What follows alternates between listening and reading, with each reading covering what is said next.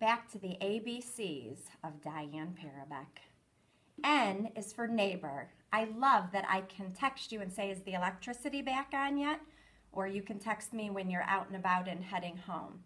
O is for old yearbooks. Recently you dug through piles of old yearbooks and we got a kick out of all the old hairstyles of the different teachers. P is for PTA.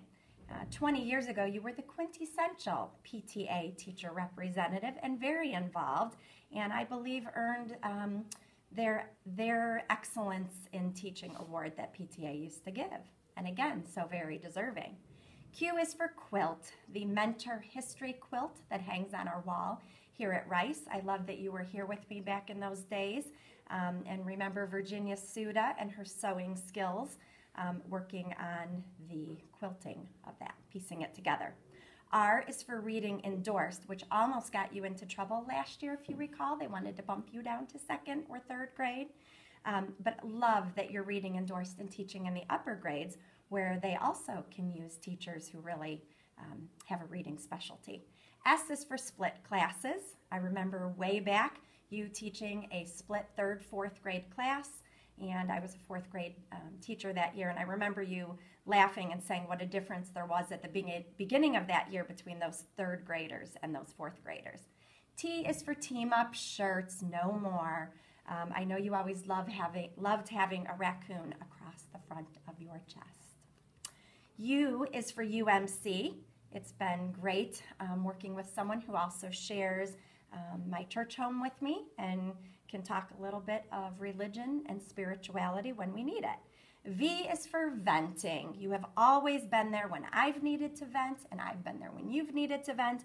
And while you are retiring, I cannot promise you that I will not be calling or texting you in order to vent. Thank you for always being there and validating when I needed it. W is for water bottle. This is my all-time favorite Diane Parabeck story. Years ago, you were lining your kids up at your classroom door and you looked back and there was one of your students leaning over your teacher desk, drinking out of the straw of your water bottle.